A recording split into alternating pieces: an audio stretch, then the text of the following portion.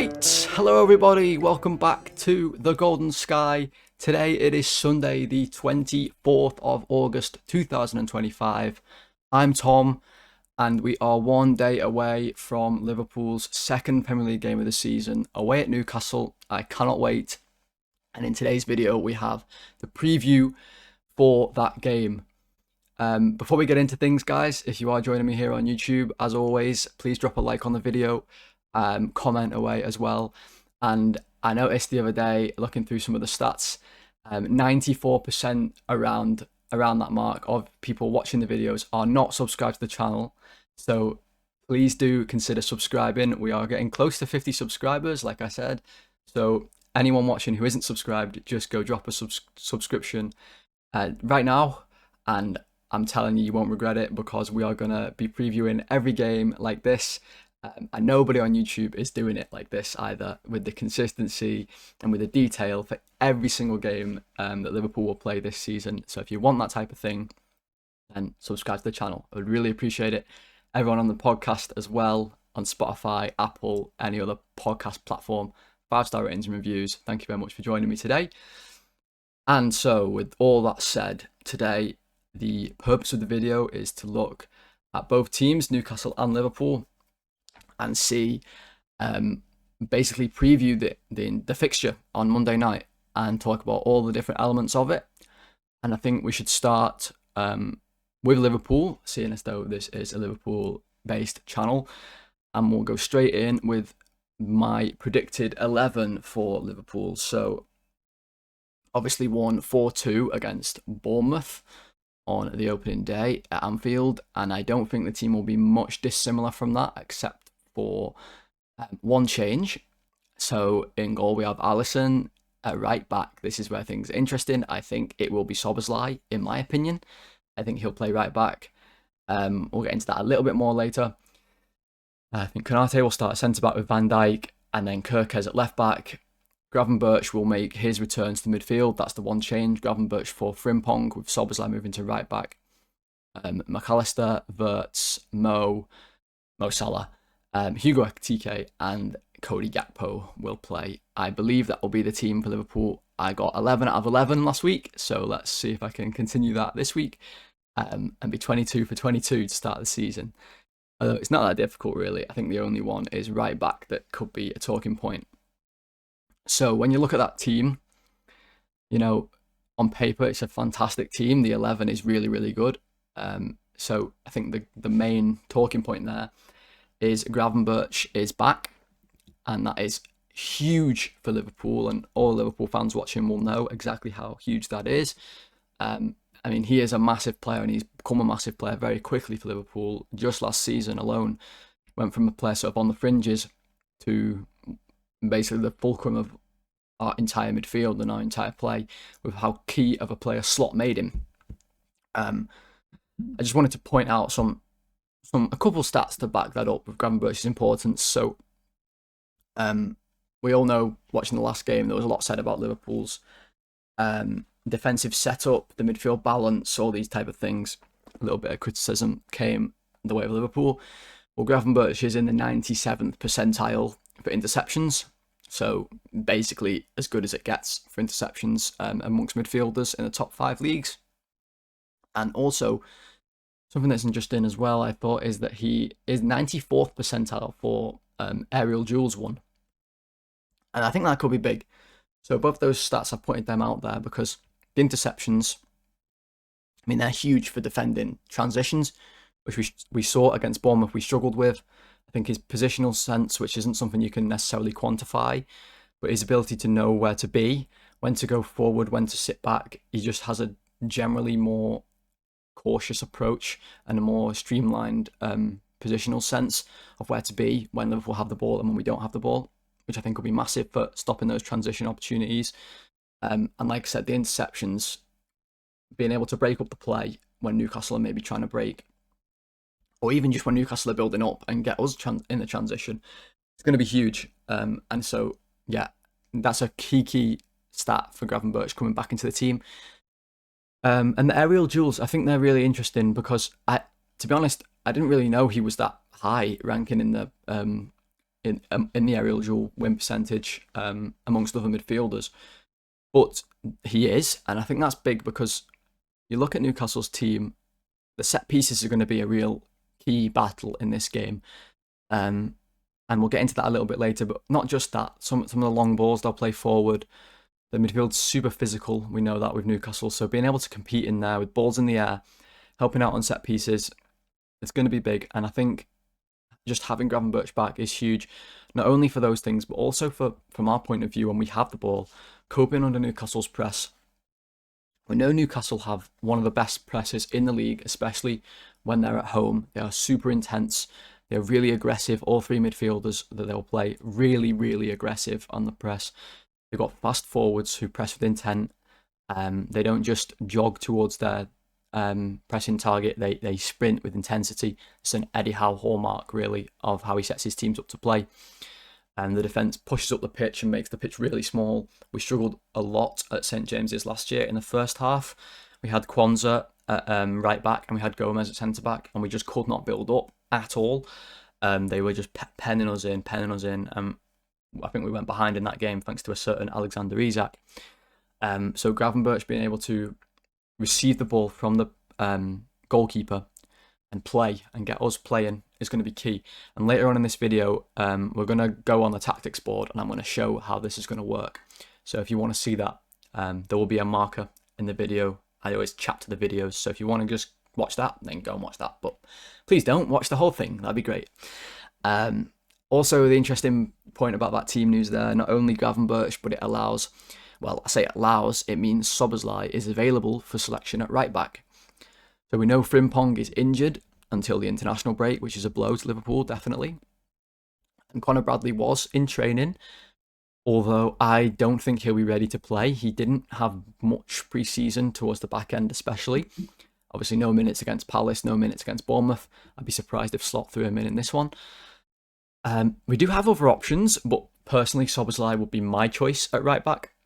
The reason why is, out of our other options, which would be Joe Gomez, who's similar to Bradley, hasn't had lots and lots of playing time, but did feature against Bournemouth for half an hour. He could play right back. Curtis Jones has played right back for England, and I think 1 or 2 times for us. And also Endo came on at right back against Bournemouth. I think got some unfair criticism. I don't necessarily think he did a bad job there, but I don't want him playing there. There was also Giovanni Leone. His position for Parma, he played centre-back, right centre-back of a back 3, and played 1 or 2 games at right back. He's not a right back, he is a centre-back, but, I mean, makeshift, he could do it. I don't think he's ready. And I think Szoboszlai is my choice because he's likely going to be up against Harvey Barnes with Elanga and Gordon also up front. We'll get into Newcastle's team later. But any of those could drift out to the left wing, and what all 3 of those players have is a lot of pace, especially Elanga. They are rapid players, and I think Szoboszlai has that athletic ability to be able to compete with them. I don't see Jones and Endo being able to do that, and I also just think Gomez, it's an injury waiting to happen if you play him, and in the first half an hour he's got to sprint back to his goal. His hamstrings, his calves, he struggles with injuries so much, and I don't think it's going to be a good idea to throw him in that deep end. I think Szoboszlai can compete. He's shown he's decent enough defensively. It'd be interesting to see how he actually plays as part of a back 4, positional sense. Can he deal with back post crosses? But I think he's playing right back for me in my team. And also, I think he could help us win the midfield battle. And I'll get into that more later on the tactics board. But I think inverting him, I know it's very hipster. Everyone loves to talk about inverting your fullback. I think inverting him in this game could be key to helping us win that midfield battle, which previously we have plain and simply lost against Newcastle. But no shame, they have a brilliant midfield. So, looking at our performance against Bournemouth, obviously we score 4 goals, we concede 2.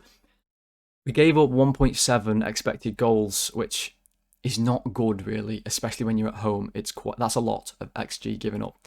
Let me explain XG for those who maybe don't like it or don't know about it, who are watching the videos. I'm sure a lot of you do know. I'll just quickly explain. It basically means out of all of Bournemouth's chances, the quality of the chances they had that were expected to go in the net. So if you take a penalty this is the easiest way to think about XG. If you have a penalty, I think the XG of a penalty is something like 0.7 or something along those lines. That basically means the expected chance of you scoring that penalty is 70%. Think of it like that. Because not every penalty goes in, but most of them do. 70%, I've kind of just pulled out of nowhere. That might not be the actual stat, but it's high percentage chance of you scoring that penalty. So what they're saying is, over the course of the entire game, accumulatively, Bournemouth were expected to score 1.7 goals, and they know that you can't score 1.7 goals, but it's almost 2, and it basically means that we gave them a lot of chances enough for them to score round about 2 goals, which they did. That's kind of how expected goals works. It's not saying Bournemouth are going to score 1.7 goals. It's saying the quality of the chances they had equate to them scoring that many goals, roughly. Does that make sense? I hope so. That simply has to be better for Liverpool. We cannot give up that many expected goals, and especially away from home, we need to be much more secure, because we're going to be under a lot more pressure, you would think, against Newcastle here than at home to Bournemouth. But that said, we did have the best away record in the whole league last year. 19 games played, obviously, away from home, 11 wins, 5 draws and 3 losses. And I'm pretty sure some of those losses were at the end of the season when we'd already won the league. Or at least some of the draws and losses were. So our record was actually really good. Last year at St James's, we drew 3-3 and we should have won. Salah was absolutely unbelievable. I don't know if anyone remembers. And we were going to win that game 3-2 until Kelleher didn't catch the ball from the free kick and Fabian Schär scored. And it was 3-3. At the time, it looked like a bad draw because we were close with chasing pack for the league. But we ended up winning the league easy. So it didn't really matter. And the draw's not a bad result at St James's. It really isn't. I would love to beat them here. So our away record was good. It's key that we keep that going into this season because your away form is vital to you mounting a title challenge. So let's hope that we can do that as a Liverpool fan. I think also in this game, we're going to learn a lot about our new players. And I think it's a big test for Florian Wirtz against Newcastle's midfield. So we all know the quality of Wirtz. We've all seen it in the Bundesliga. We've all seen flashes of it, more so against Palace than against Bournemouth. Although he was actually good against Bournemouth. I think people are... Look, rival fans are going to be really quick to write off Wirtz because everyone knows how good he is and everyone knows the price that he came in at. And if he doesn't score or assist basically in every game, people are going to be like, he was crap. He wasn't against Bournemouth. He created goals without doing anything in terms of quantifiable numbers.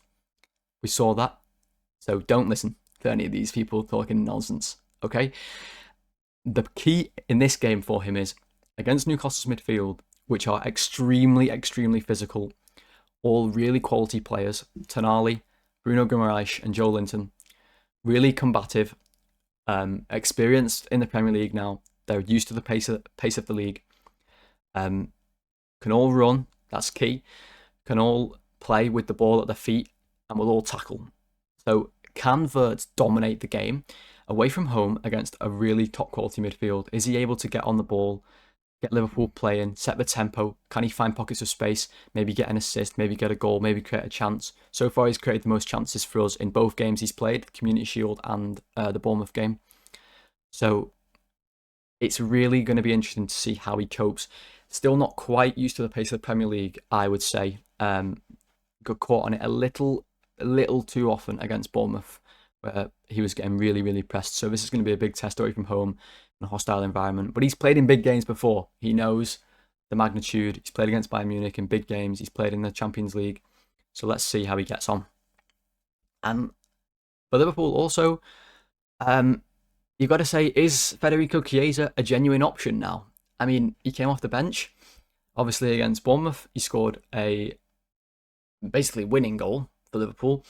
And Arne Slot said this was the first time in his time at Liverpool that Chiesa has been properly 100% fit since he joined.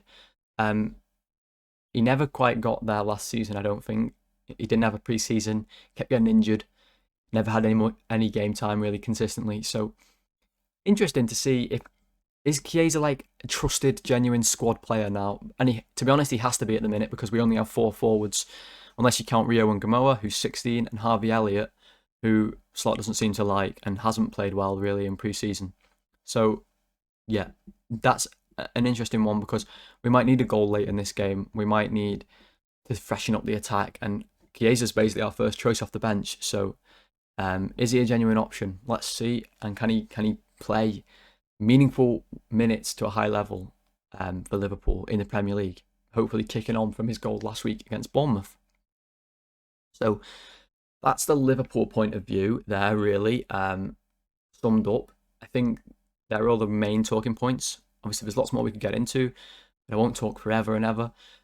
But before we move on to Newcastle, I just want to talk about some additional factors of this game. So we know Newcastle with Liverpool is a big game anyway, right? Especially at St James's. We know the history of this fixture in the Premier League. But this game in particular feels even bigger. And I think we all know why. There's a massive elephant in the room, and his name is Alexander Isak. The saga is still ongoing. Many thought this would go on until after this game, months ago, or weeks ago even. I did, to be honest. Once they rejected our bid, I kind of thought nothing really would happen until after this game. So we're here at this game, and it is still ongoing. However, there has been a lot going on with this saga. So in just the last week, we've had a public statement from Isak saying how basically he wants to leave Newcastle so bad he's putting it on his Instagram story now. That's something players do, apparently. Newcastle then come out with a statement saying basically he's not going on unless there was a wording in that statement of something like the I don't know what they quite said, that the things they need for him to be considered available has not happened, and they don't foresee it happening. Interesting wording, but he's still there. We've put a record bid in for Isak this summer already of 110 million. Record bid for us. Newcastle fans are chanting angry things about him. I've seen videos of him getting harassed by kids going into training, calling him names, running after his car. The point is, the atmosphere is going to be extremely, extremely tense. It's going to be like a cauldron in there at St James's, especially at night. It normally is, always, but this is going to be like nothing really we'll probably see for the rest of the season, except maybe some of the animosity at Old Trafford, something like that. This is going to be a showstopper. It really is. Yeah. I really am excited to see how it is, and I just hope Liverpool cope with it well and don't get overrun by such an intense atmosphere. Yeah, it's going to be pretty chaotic, I would think. You can also add in the fact that Hugo Ekitike, who's playing for Liverpool, was signed obviously by Liverpool while Newcastle were actually bidding for him as well. Wanting Ekitike, the rumour was to pair with Isak. I'm not sure how true that was, but anyway, Liverpool also wanted Ekitike, also to pair with Isak. So Liverpool end up signing him. There is also that element. I don't imagine he will be received very, very friendly. Friendlily, is that a word? At St James's. So there is that element. You've got to think as well, like, Isak won't be there. I'd be amazed if he was there at the ground. He'd probably be chased with pitchforks out of the ground. But, like, who does he want to win? It's really interesting to me. Like, is he going to be sat at home wanting Liverpool to win? Like, thinking he wants to join them and he has no love towards Newcastle anymore? He's still a Newcastle player, so does he want them to win? Like, it's really interesting. Like, I think he wants Liverpool to win, personally. I think he'll be sat there with his Liverpool top on, with his Arne Slot hat, and his Sipka Hulshoff kecks on. I really do think he's going to be, he's got his endo slippers. I think he's going to be wanting Liverpool to win. But yeah, 8 p.m. on the Bank Holiday Monday. Newcastle's first home game of the season.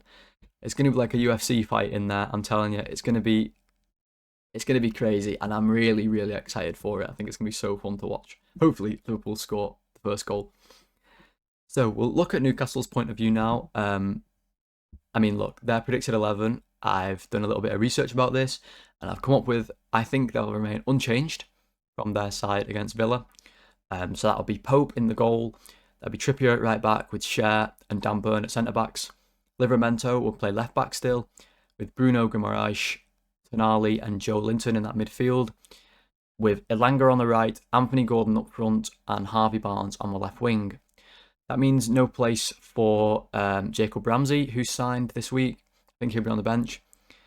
And then you've got Botman and Malik Thiaw, who Malik Thiaw also signed earlier this week, with Botman pretty much a first choice level player for Newcastle, but not quite getting into this team. I predict they'll stay with what they had against Villa. They played well defensively.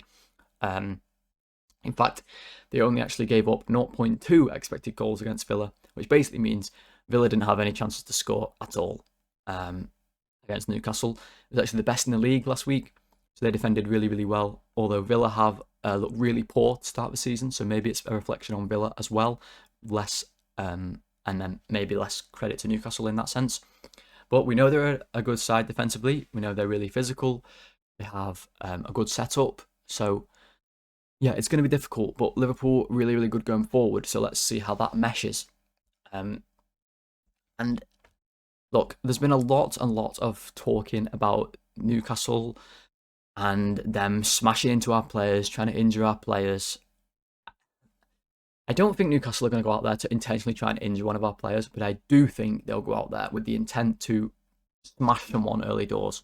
I don't mean injure, I just mean put a rough tackle in to set the tone of the game, to say to Liverpool, look, you're going to have no time on this ball, you're going to be pressed like mad, you've got to deal with it. And a lot of the focus has been on Joe Linton, who, look, rightly so, he gets the focus because he is definitely the disruptor in this Newcastle team. He gets away with a lot. That's his role in the team, to get the Newcastle fans up. He's quite decent on the ball, to be honest, but his role is to break up play, to be a disruptor, to time waste, look, he's a shithouse, that's what he is, and he plays the role brilliantly. I looked at his stats, though, last year. Okay, so he got 10 yellow cards last year in the league, in the Premier League. He could have got more, definitely. He could probably get a yellow card every game, but he's very, very clever at how he fouls, and he manages to get away with a lot as a result. So you got 10 yellow cards. You got booked against Villa last week, actually, so he's already on one this week, this season. And he made 58 fouls alone in the league, which, if you had to guess where Joe Linton was, knowing those numbers of total fouls in the league last year, like, where do you think that would land him? If I told you 9th, would you be surprised? If I told you Liam Delap and Antoine Semenyo were number 1, tied with I think 73, then you'd be even more surprised, right? Because I was, and that shows the guile and the is that the right word? The wiseness of Joe Linton, and the way he's able to affect the play by fouling, by disrupting, without actually getting penalised as much as some of the other players. In fact, Bruno, in the same midfield last season, who got 7 yellow cards, so less than Joe Linton, actually made 65 fouls, which was obviously more than Joe Linton. And he was up there, obviously higher in the league for fouls made. Tonali much lower, even though he's more of the sit-in midfielder. But the point is, they are physically dominant in that midfield. And we saw in the cup final when we played them, we just could not get past it. We couldn't get into the midfield. We couldn't move the ball forward until we put a lot of pressure on them later in the game. So that midfield battle is really, really key. We've got to be able to compete ourselves. We've got to really not get bullied by Newcastle, because they are really good at that. And it's a credit to them. We've got smaller players. Look, McAllister's small, but he competes. Wirtz is small. He also competes, but obviously the physicality that Joe Linton, that Tonali, that Bruno G all have is just more than what we have. Gravenberch has got to put in a big shift his first game of the season. I hope he's ready to play 90 minutes, because he's bloody going to. And also, that brings us on to really talking about how we'll line up and how we'll compete with Newcastle from set pieces. We saw the cup final, Dan Burns scored a goal, and we had lots of warning signs before it. How will we approach set pieces? Will Newcastle approach them the same way that they did against us last year? And again, in the tactical portion of this video, when we look at the tactics board, and we've also got some clips to talk through, I'll show clips of that, of how Newcastle lined up against us with corners last year, and basically the problems that it caused Liverpool. So we'll see that a bit later on in the video. The three up front they've got with Gordon, with Barnes, with Elanga, they're all extremely dynamic. They're all interchangeable. It's sort of a poor man's PSG where they play Dembele, Doué, Kvaratskhelia, and Barcola. Any of those four, they're all brilliant. All three of them are really left wingers, all really fast. All will probably interchange throughout the game. I imagine Gordon will be the main number 9, with Elanga on the right and Barnes on the left, but they might line up differently. And the counter-attacks are so dangerous with Newcastle, and we've also got clips of that later from their game against Villa. So, no Isak in the team, obviously a big plus for Liverpool. He scored against them a couple of times last year, but lots of pace and danger on the counter, which was something we struggled with against Bournemouth. So, again, got to be careful. Newcastle are very good on transitions. I would put Bournemouth ahead of them on transitions. Bournemouth really, really lethal on them. Newcastle very good. But the main focus and strength with Newcastle is they are really, really good at pressing. Excuse me, they are really, really good. Driven by the crowd. They press extremely well. Really, really aggressive. They get right up into their marker when their back's to goal. They're not afraid to foul. The referee has got to call these fouls when they occur. Otherwise, Newcastle will win the ball and be able to basically have shots on our goal. And we've got to be really careful that we don't overplay, and we're not afraid to kick it long. We are not afraid to kick it long, and I hope that we do that sometimes, and don't constantly play out like some teams do. So, important for me that Liverpool get that first goal, as it always will be throughout the whole season. But if we don't get the first goal, it's even more important that we don't capitulate, because St James will be rocking.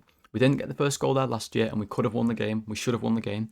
So it's important we don't capitulate. We just stay composed, work our way back into the game. Maybe we have to go in at half time 1-0 down. We come out second half and we just play football. We don't get sucked into this sort of fight and big occasion that Newcastle are making it. And that it is for them. But we just play football. That's what we've got to try and do. So that's a lot of talking. Let's have a look at some, we've not got many, but some clips and some bits I wanted to highlight from Newcastle's game against Villa, and also the cup final, the last time we played Newcastle. And I'll talk through some of the things that I think are going to be key in the game on Monday. Let's have a look. So here we have a screenshot from Newcastle's opening game of the season away at Villa. And I wanted to point out, this is a transition for Newcastle. So this is a situation Liverpool might find themselves in. If I just highlight some of these Villa players, imagine this could be Gravenberch. Oh, pencil's a little off centre there. This could be Gravenberch. This could be our front three here with Gakpo, Ekitike, Salah, perhaps. This is actually Tielemans, but this could be Szoboszlai, maybe. This could be Wirtz. McAllister could be maybe here. We've got to be careful that we don't get too many players high up the pitch, because what exactly happens here, Newcastle win it, Tonali has the ball, and straight away he's looking for Elanga. You can see Elanga wants to just make this run, wants to just run forward. He's so fast, and that's how Newcastle will counter-attack. What actually happens is, of course, that's what he does. Elanga is on his bike, and you see here, just look how high Villa are. Liverpool play similar to this. Obviously, we want to pen Newcastle back. They're so high here, and the space is so big in behind. I mean, it's just huge. With all of this space, and it goes right, obviously, back to the box for players like Elanga to just run straight into. And they're away. You can't catch them once they're away, especially if you try and hold this line and you don't run back. It's going to be really difficult. Tonali plays this ball. He just basically hits it in the space here. And Elanga is away. You see, Digne was too slow to cut it out. Elanga goes through.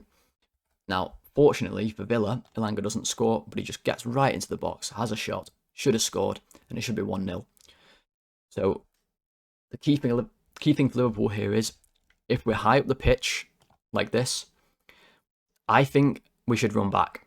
I don't think we need to stay and play offside, because these players are too fast. Elanga, Gordon and Barnes. They're too quick. And if we leave this much space in behind away from home, it's just not going to be a good thing to do, in my opinion.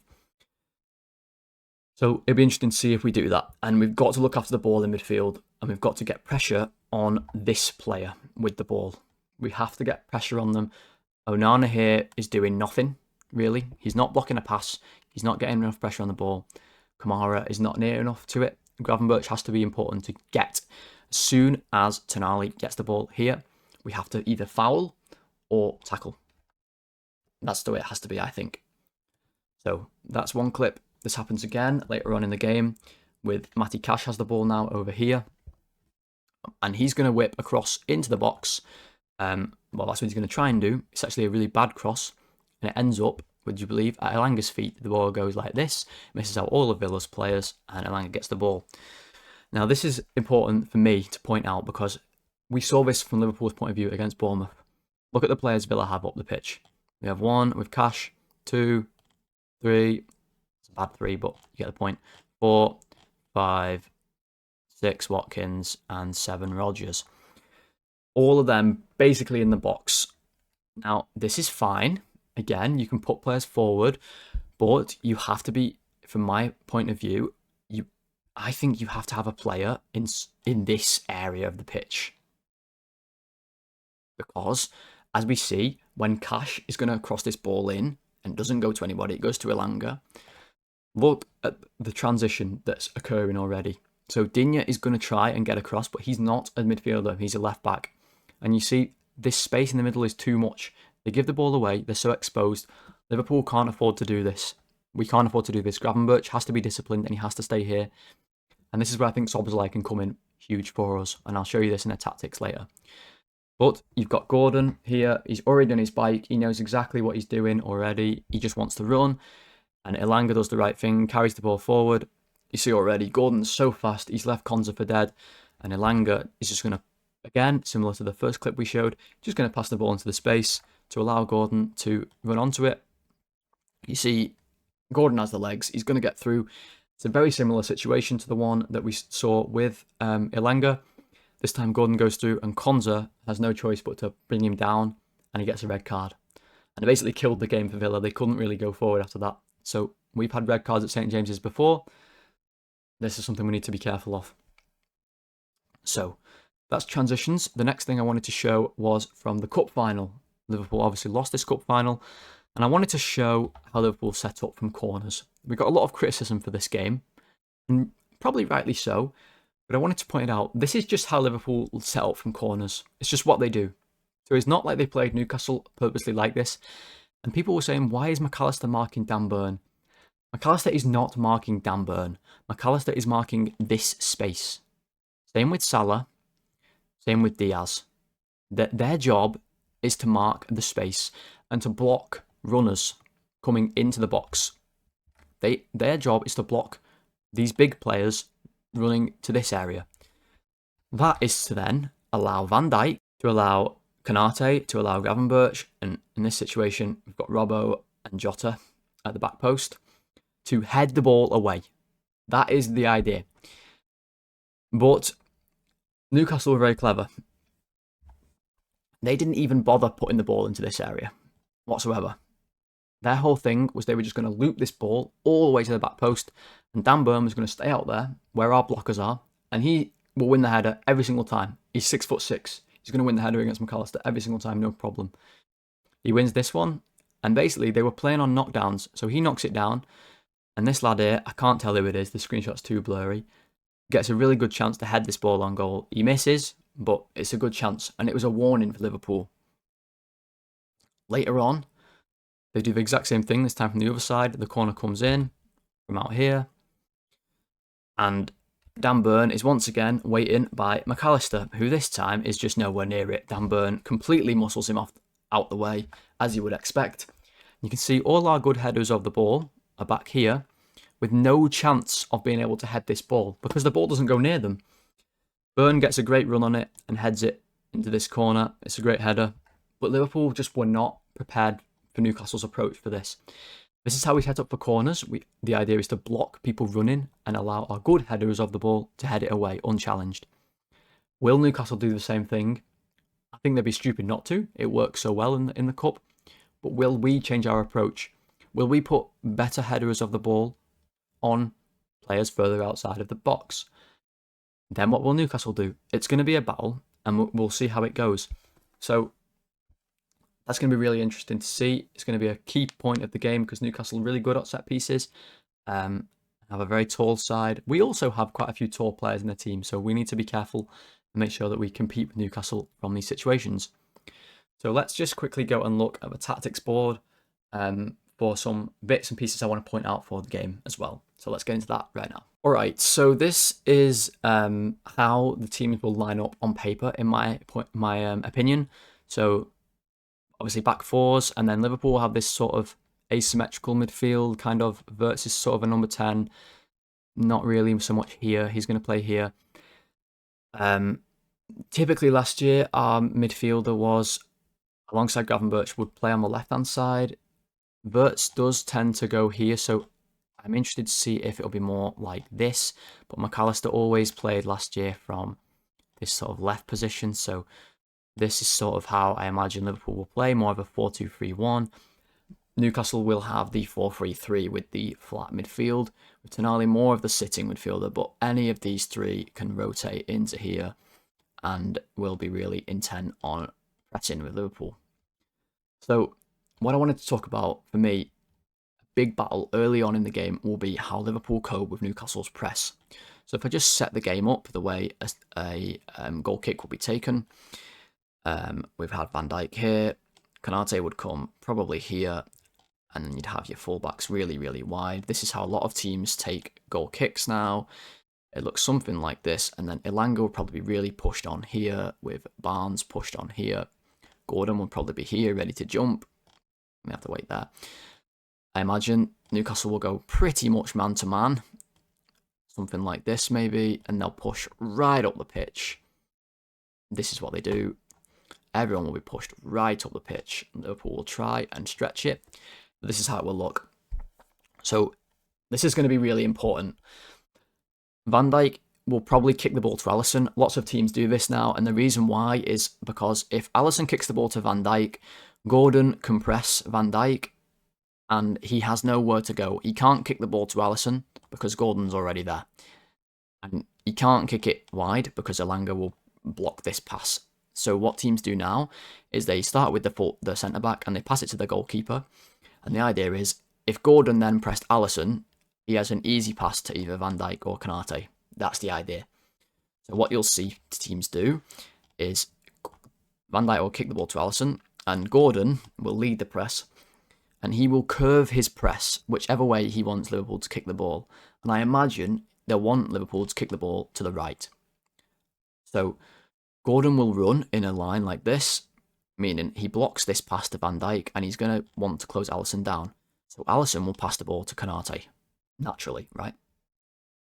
Then what teams will do is Barnes will jump on Konate and Joelinton will jump on Gravenberch, so Konate has nowhere to go and he'll have to kick the ball long. Dan Burn will win the header and Newcastle will have the ball. So what Liverpool will want to do is when Alisson gets the ball, Newcastle like this, Gravenberch, Wirtz and McAllister are all going to try, and they'll be moving around, they'll be trying to move Newcastle's players around like this. Newcastle will obviously be following, but what's going to happen eventually is Gravenberch likely will show for the ball in here as Gordon gets close, and Liverpool will be brave and they will pass the ball into Gravenberch with the idea that if Barnes has jumped here, Gravenberch can hit this ball first time because he will have a player right on his back. It will likely be Joelinton. Round this corner first time to Szoboszlai, and Liverpool will be out. Barnes may not go that high, he may stay here, which means Gravenberch will pass the ball to Konate, and then the impetus is on Konate. Can he bring the ball forward, and can they move into an attacking phase? Where Liverpool might struggle is if this pass is not good enough from Alisson, or if it goes to Konate first and then into midfield. With Newcastle's players, who will be so aggressive, they will want to really hit, and when the ball comes in, they'll want to come in and pinch it like this, and if the referee doesn't give fouls, they could struggle. I think Liverpool might go long more often than not. So Van Dijk might pass the ball to Alisson. Newcastle might be really, really high like this. You might see Alisson clip the ball down here to Szoboszlai. You might see him hit Mo Salah, because as we know, Salah is brilliant at getting the ball like this, pinning. Szoboszlai coming round. Maybe we can get in like that. Maybe these players can come in. I also think Wirtz is, he's really key. He's excellent in deep build-up. Really, really excellent. He may come from this sort of area where maybe, let's move everyone back to where they were. maybe Tonali is tracking him. And maybe he sort of drifts around and he comes in and he manages to lose Tonali. Maybe he can get on the ball on the half turn and open up the whole game, and then Newcastle have to drop back. Maybe that's something that happens. I think he's big in this game to help get out of this vice grip level press that Newcastle will put on us. So the other way that I see Liverpool being able to sort of win this battle, this midfield battle, is if I just move everybody back a little into a bit more settled possession. So if we've got Ekatiké's up front, we've got Tonali's back in this sitting area trying to stop Verts getting on the ball. Bruno's here also providing a little shield. We've got Elanga and Kirkes. Gakpo will probably be high, with Salah also high. Gravenberch and McAllister will likely be here with Joel Linton. He's probably pushed up, and then you've got Szoboszlai, and the centre backs will push into a more settled sort of area like this.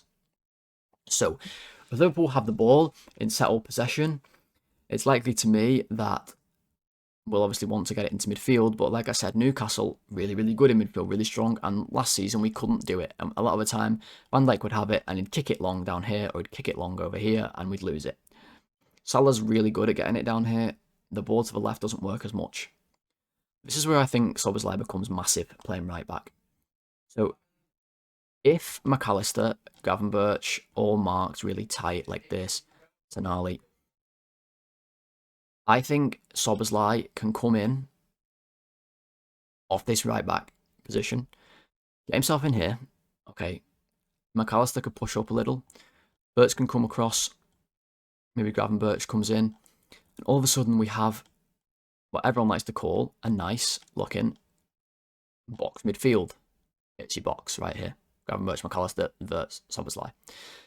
And if we can rotate the ball round, maybe we can get Szoboszlai on the ball. Maybe Van Dijk can be... Oh, sorry. Can't get the ball. Maybe Van Dijk can be brave and play passes into Szoboszlai like this. We also like this season to do a double pivot like this. And the idea is to bounce the ball in here and quickly to here and then move the ball forward. Or to even miss that out completely, bounce to Verts into Gravenberch and get the ball going. But I think this game, if we bring Szoboszlai into the middle like this, we sort of do something that resembles this. This extra body could really help because I don't think Barnes wants to be in here, really. The difficulty then becomes the transitions. Let's put Liverpool on the attack. So we've moved the whole phase of play from defence into settled build-up into now the attacking phase. Let's say it looks a little bit like this. Maybe Kirkes is probably around here. These are the positions they've been taken up. And then we'll just move Newcastle back as well. Apologies. Here they come. Gordon will be likely here with Barnes. So like we saw against Villa, if Liverpool have the ball, maybe it goes wide. Maybe Kirkes comes over here on the overlap. Maybe Gakpo comes in, puts a cross in. Pope gets it. Maybe it's headed away, and maybe Joel Linton wins the ball. This is the key player, Szoboszlai, and he has the running power to do it. But very, very quickly, Newcastle are going to want to hit the ball like we saw into all this space. Gordon for Elanga. And if we're playing Szoboszlai right back, he has to be really, really careful because Mo Salah does not track back for Liverpool anymore. Livramento is extremely dynamic, fast fullback, wants to get forward. Barnes, really good left winger, also very pacey. Newcastle are able to come out with the ball and we're not able to get bodies near them quickly, like against Bournemouth. You can hit this ball just into the space. Suddenly our players are running back. Gordon, Elanga, Barnes, they're all really fast. He needs to be able to get back into here. So it's vital to me that when we have the ball in this area, for me, Gravenberch cannot go up here. He has to stay in this area because we might have times where we look something like this. Right, and if we lose the ball, Gravenberch has to come instantly and foul or tackle because we cannot afford to let Newcastle have this transition. We just can't.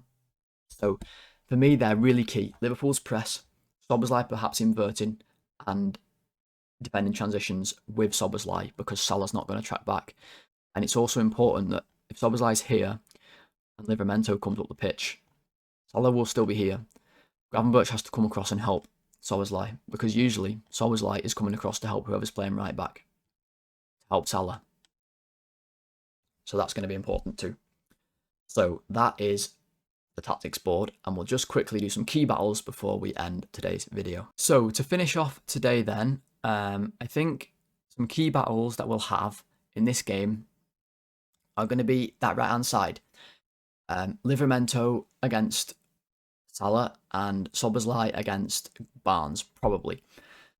I just think the balance there is going to be so key for Liverpool. Newcastle, a lot more set up, you would say, especially if we're playing Szoboszlai right back. Their setup is more traditional. So that's going to be a really, really key battle, and one that Liverpool will have to deal with. Also, I think a key one is Ekitike against Dan Burn.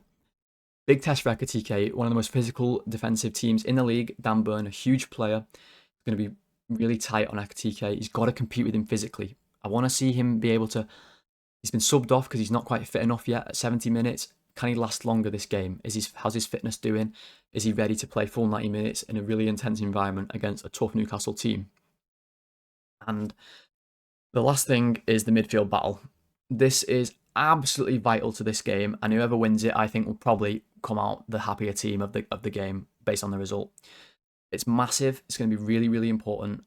Hopefully, Liverpool can win it, maybe with Szoboszlai inverting, or maybe with the brilliance of Wirtz and McAllister and Gravenberch getting on the ball and being able to play, despite the fact Newcastle have a brilliant midfield themselves and will probably win the more physical side of the game.